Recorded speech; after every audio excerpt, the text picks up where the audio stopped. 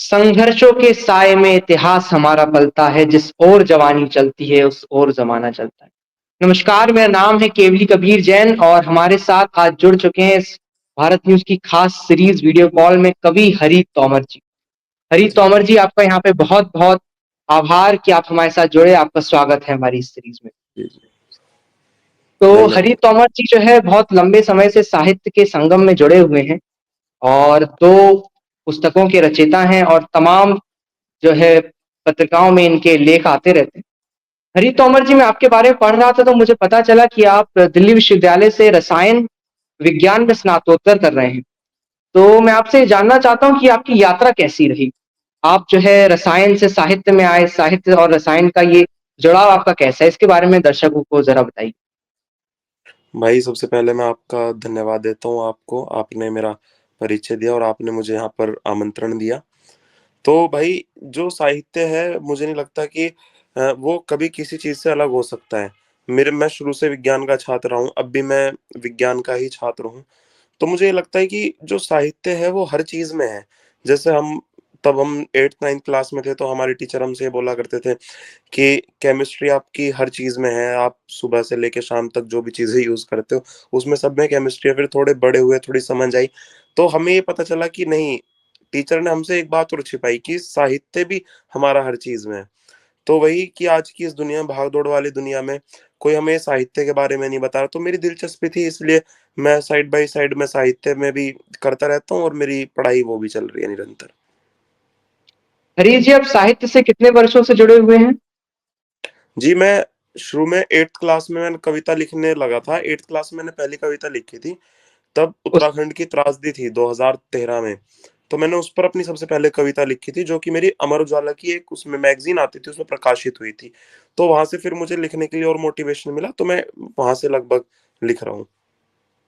हरीश जी, आपने 2 पुस्तकें लिखी हैं, मेरी माटी और सूर्यपुत्र कर्ण, जो काव्य खंड में भी है और तमाम रचनाएँ भी रही हैं उसमें। तो मैं आपसे जानना चाहता हूँ इसके पीछे का आपका थॉट प्रोसीजर क्या रहा? क्योंकि आप इतनी कम उम्र में कर्ण जैसे व्यक्तित्व के ऊपर लिखना कोई आसान बात नहीं। जी।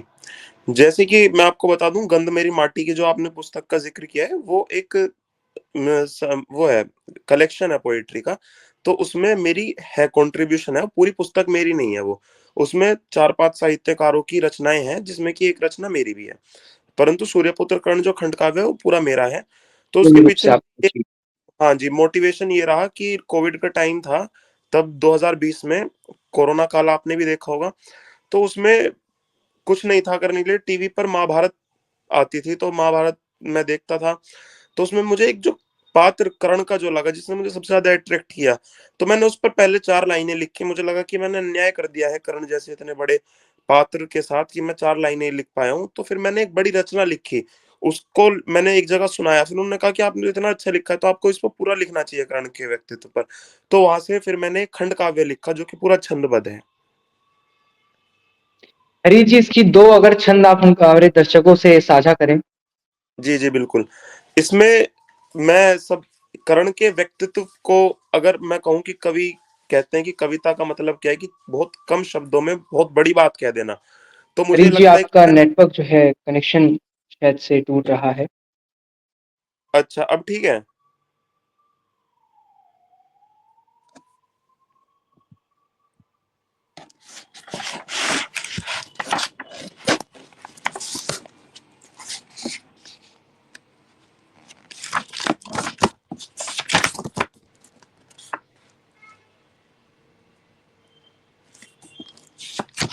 जी, हरीश जी, आप भाई मैं आपको हमारे देखिए, दर्शक हाँ जी, जी, मैं आपको दिखाना दर्शकों से चाहूँगा, साझा ये है मेरा खंड काव्य सूर्यपुत्र कर्ण।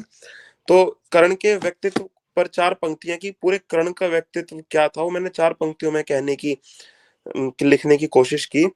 कि कुंती सुत होकर भी प्रण में अपने पथ का पाथे रहा। कुंती सुत होकर भी प्रण में अपने पथ का पाथे रहा। सब कुछ था जान गया लेकिन मरते दम तक राधे रहा। मरते दम तक राधे रहा। जी। वर्तमान में एक हमेशा से हमारे अंदर एक कॉन्फ्लिक्ट रहता है कि राष्ट्रवाद जो है साहित्य को बढ़ावा देता है या फिर साहित्य बढ़ावा देता है राष्ट्रवाद को। तो इस पर हरीश जी आपका क्या मानना है? जी, मेरा यही मानना है, जैसे मैंने शुरुआत में कहा था कि हमारे एक बहुत अच्छे कवि हैं, मैं फिलहाल उनका नाम भूल रहा हूँ, लेकिन उनकी पंक्तियाँ हैं कि भरा नहीं जो भावों से बहती, जिसमें रसधार नहीं, वह हृदय नहीं पत्थर है, जिसमें जिसमें देश का सम्मान नहीं। ऐसे कुछ पंक्तियाँ हैं, अगर आपको याद हो तो। जी, प्रेम। हाँ जी। तो ये पंक्तियाँ भी हमारी राष्ट्र जैसे राष्ट्रवाद को साहित्य से जोड़ती हैं। और मेरा मानना ये है कि अगर आप देखें तो मुझे लगता है कि जो औपनिवेश काल है, उससे पहले जो हमारा लेखन चल रहा था और उसके बाद जो हमारा साहित्य है, उसमें हमें एक अंतर देखने को मिलता है। चाहे आप मैथिली शरण गुप्त जी को देखिए, चाहे आप महादेव वर्मा की कविता देखिए कि बुंदेलो हर बेलो के मुंह बोली कहानी थी, खूब लड़ी मर्दानी वो तो झांसी वाली रानी थी। शरद चंद्र चट्टोपाध्याय जी का था गीत वंदे मातरम, आप देखिए वंदे मातरम। तो ये साहित्य था जिसने राष्ट्रवाद की भावना को और ज्यादा जागृत किया। चाहे आप भगत सिंह को देख लीजिए, भगत सिंह का जो साहित्य था उसको पढ़कर एक जो राष्ट्रवाद की जो क्रांति पहले से थी वो और ज्यादा मजबूत हुई। तो मुझे लगता है कि दोनों एक दूसरे के पूरक हैं, कि जैसे राष्ट्रवाद आया तो हमारे राइटर्स इन्फ्लुएंस हुए उससे, क्योंकि राष्ट्रवाद जो है वो हमारा टर्म नहीं है। आप अगर देखें ऋग्वेद उठाकर देखें, वहां राष्ट्र की चर्चा जरूर है, लेकिन हमारे देश के कॉन्सेप्ट में कभी ये इस्तेमाल नहीं हुआ। ये आया है यूरोप से वर्ड, यूरोपियन नेशंस में जो नेशनलिज्म का जो कॉन्सेप्ट आया था, ये वर्ड वहां से आया है। फिर उसके बाद हमारे देश में अंग्रेजों का बिल्कुल। शासन था। तो उस दौरान जो क्रांति हुई राष्ट्रवाद के लिए, उस में घी डालने का, जो आग में जो घी डालने का काम होता है, वो साहित्य ने किया था। मुझे लगता है कि अगर साहित्य नहीं होता तो शायद हमारे देश में राष्ट्रवाद की चिंगारी वो इतनी नहीं जल पाती, और शायद हमें आजादी मिलने में और देर होती। तो साहित्य की एक बहुत बड़ी भूमिका होती है राष्ट्रवाद के लिए, जो कि आज भी अगर आप देखें, मेरी भी कविताएं हैं, मेरे भी छंद हैं जो आज लोग सुन के रिलेट करते हैं। मैं एक छंद आपको सुनाना चाहता हूँ अपना। जी, बिल्कुल, बिल्कुल। कि हमें जो ये आजादी मिली है, हमने इसकी कीमत क्या चुकाई है। वो कीमत में चार पंक्तियों के जरिए मैं आपको बताना चाहता हूँ कि हिंद की हवाओं को जिन्होंने महका दिया था, हिंद की हवाओं को जिन्होंने महका दिया था, अमर शहीदों की कहानी मत भूलना, माता भारती की शान पर हो गए हवन, भारती के लालों की जवानी मत भूलना।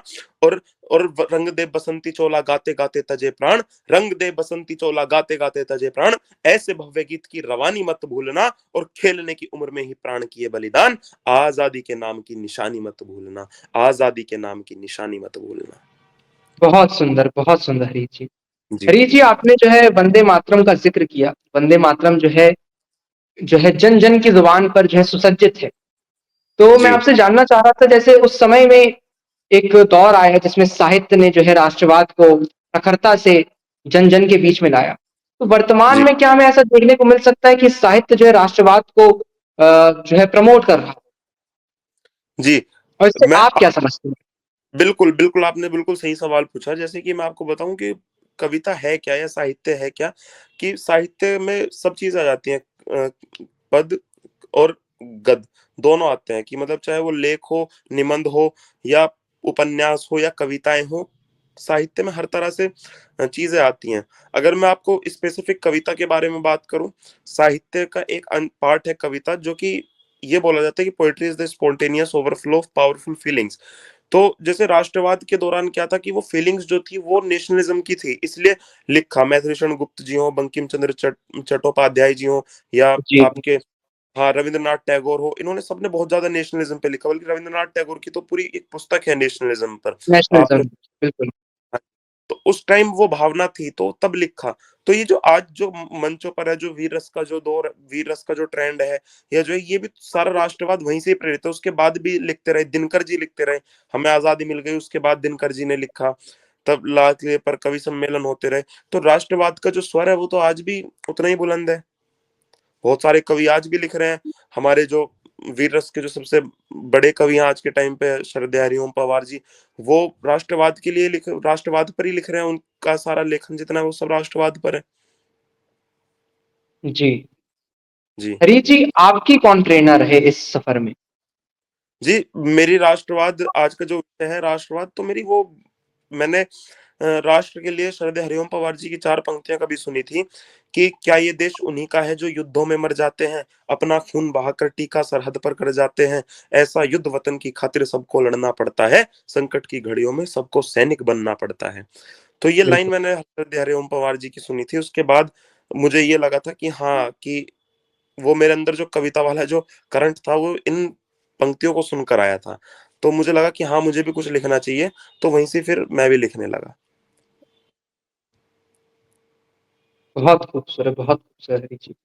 हरीश जी, हम लोग अपनी इस श्रृंखला के अंत में आते हुए मैं आपसे पूछना चाहूँगा कि कौन-सी ऐसी 5 कविताएँ हैं जो आप हमारे दर्शकों को जो सजेस्ट करेंगे, राष्ट्रवाद की इस चिंगारी को अमर रखने के लिए कि उनको सुनना चाहिए और अपने दिल में अपने देश के लिए जो प्रेम है उसको और उजागर कर सकें जिससे वो जी।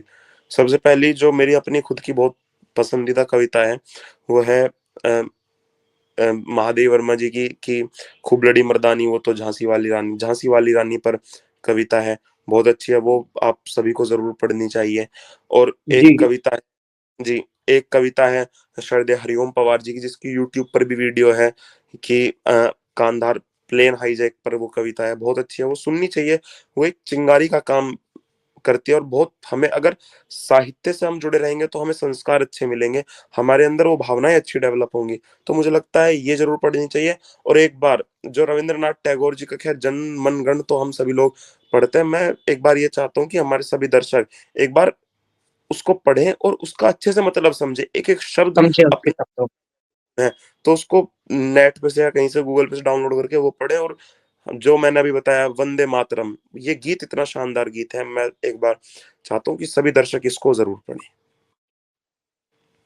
जी। हरीश जी, मैं आपसे जानना चाहूँगा कि आपने इस सफ़र में तमाम चीज़ें सीखी होंगी। तो आने वाले कवियों को आप जो है ऐसी क्या एक सीख देंगे, जो उनके लिए प्रेरणादायक रहे? हाँ जी, मैं सबसे पहले एक ये बोलना चाहूँगा कि आजकल क्या है, हमारे मंचों पे बहुत तरह का फुहड़पन आ चुका है। लोग पढ़ नहीं रहे, लिख नहीं रहे, बस कुछ भी बोल देते हैं और अपने आप को साहित्यकार समझ लेते हैं, जो कि हमारे बिल्कुल, बिल्कुल। समाज में कूड़े-कचरे का काम कर रहा है। मतलब वो दूषित कर रहा है समाज को या साहित्य को। जी, तो मुझे जैसे मैं खुद वीर रस का कवि हूँ, वीर रस में लिखता हूँ, तो मैं देखता हूँ कि लोग पाकिस्तान को गाली दे देते हैं, हिंदू हिंदू मतलब बहुत इतना वो करें, क्योंकि इन लोगों को नॉलेज नहीं है, उन्हें नहीं पता कि गांधी की क्या अहमियत है, गॉडसे की क्या अहमियत है। तो मैं यही कहना चाहूँगा कि मेरे सभी भाई या मेरे जितने बड़े हैं, साहित्य को क्योंकि मतलब कुल मिला के बाँध के ना रखा पढ़ जाए, उसे हाँ, बिल्कुल। स्वतंत्र रहने दें। उसके मायने को समझें और अच्छे से उसको पढ़ें पहले।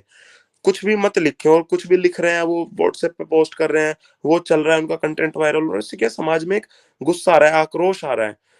हमने मेरा एक छंद है कि हमने राम मंदिर तो बना लिया, लेकिन हम राम के विचारों की बात नहीं करते, हम बस मंदिर-मंदिर पे लड़ते रहे। तो मेरा एक छंद है जो कि मैं आप सभी लोगों के लिए मैं बोलना चाहता हूँ कि राम के मंदिर से ज़्यादा हमारे लिए राम के विचार हैं। तो उस पर कोई बात नहीं करा, तब मैंने वो बात की कि बदलने लगा है भारती का मानचित्र आज, कि बदलने लगा है भारती का मानचित्र आज, वीरों वाले भी तो है संस्कार नहीं मिलते, और उलझी है वासना के जाल में जवानियां तो भगत के जैसे किरदार नहीं मिलते, सुग्रीव जटायु जानकी बने प्रमाण यहाँ, बिना तप किए प्रभु राम नहीं मिलते, और नाम के युद्ध यहाँ हमने लड़े हैं सदा, किंतु यहाँ नाम के विचार नहीं मिलते, किंतु यहाँ नाम के विचार नहीं मिलते। बहुत खूबसूरत हरीश जी। विचार हमारे लिए हरीश जरूरी जी है। जी, जी। हम लोग अपनी इस श्रृंखला के अंत पे आ चुके हैं और मैं आपसे निवेदन करूँगा कि हमारे युवा दल साथियों के लिए 2 छंद हो जाएँ आपकी किसी कविता के, जिससे उनके अंदर उनका उत्साहवर्धन। जी।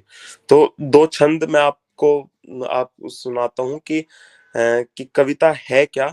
जिस कविता के लिए हम सभी लोग यहाँ इकट्ठा हुए हैं, कि भावना में भावों की सुहानी अभिव्यक्ति बने, हृदय में चंचल सी लगती है कविता, दोहे हो कबीर के या रामायण तुलसी की, किंतु मन को विभोर करती है कविता, और गोते हैं लगाते शब्द जिसमें तो बार बार, गोते हैं लगाते शब्द जिसमें तो बार बार, हृदय को शुद्ध संवारती है कविता, और जिसने भी ये रस पिया वही धन्य हो गया हरित, जिसने भी ये रस पिया वही धन्य हो गया हरित, सरता सी अमृत को धारती है कविता, सरता बहुत सी अमृत। खूबसूरत, बहुत खूबसूरत।